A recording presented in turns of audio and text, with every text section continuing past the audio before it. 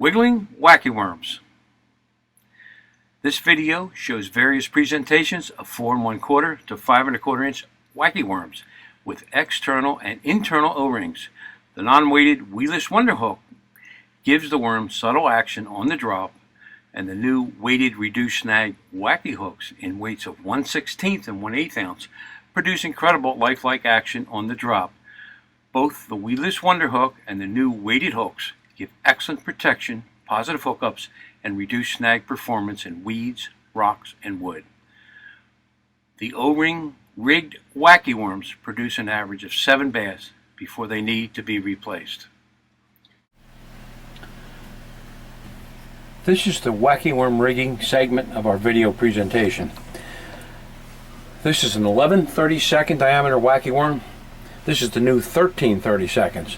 Doesn't seem like much, but there is a big difference in the diameters, as you can see here. These particular models have external O-rings, and these new ones have internal O-rings. First, we'll deal with the 4.5 inch thin wacky worm. I'm going to rig this with a weedless wonder hook. We're going to put the hook in the light side, because that's the side that will fall down under the worm and out the other side.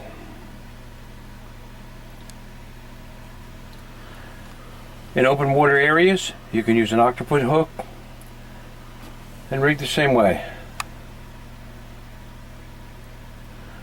And that's the way that worm will fall.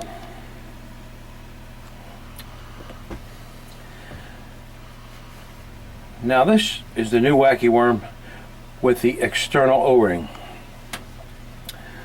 We can use the new wacky reduced snag weighted hook.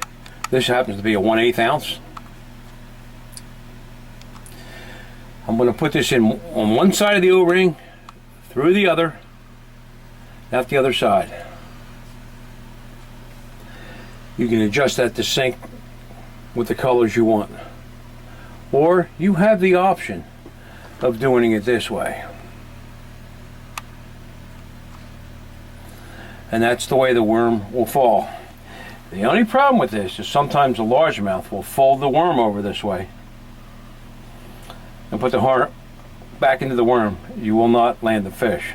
Fight him for a while, but he'll spit it out. Okay. Now we're going to move on to the internal O-ring wacky worms. There's 2 ways to locate the O-ring. We can hold it up to a light, and you can see that O-ring inside the wacky worm. Or you go to the end of the egg sac, the clear part of the egg sac of the worm, rotate it slowly, and there's going to be 2 adjacent dots. There's one right there, another one right inside. They correspond with dead center of the O-ring. The hook right between the wacky worm dots. There it is rigged. I'm going to hold it up to the light. We may be able to see the O-ring inside. See that? That hook is right through the center of that O-ring. Has better action this way. It will last longer. And we'll do the same thing with the 5 1/4 inch model. Rotate it slowly, and here we are. There's one dot, and there's another dot. Locate the dot on the end of the smooth part of the egg sac, the other one's directly across from it. Put your wacky worm hook in. You're good to go. Now here's the new weedless wonder 5/0 hook. Same type of hookup. There's the 2 dots into the worm, out the other side. You throw this into old Bubba Bass's face and let him swallow this. This 5/0 hook means business. Use this on a casting rod. This is best for a slow, shallow water presentation. The 16th I would recommend if you want to get down to 7-8 feet, and then deeper than that you would use the 1/8 ounce. Yo, stop.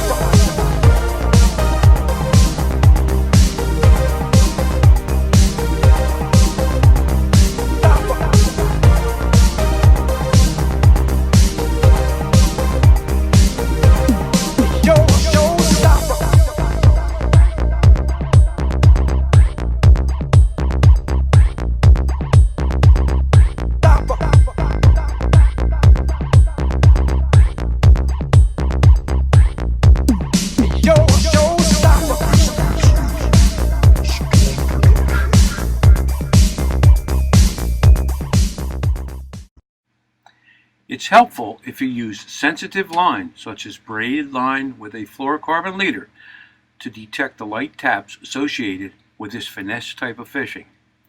A balanced rod and reel will aid to your sensitivity.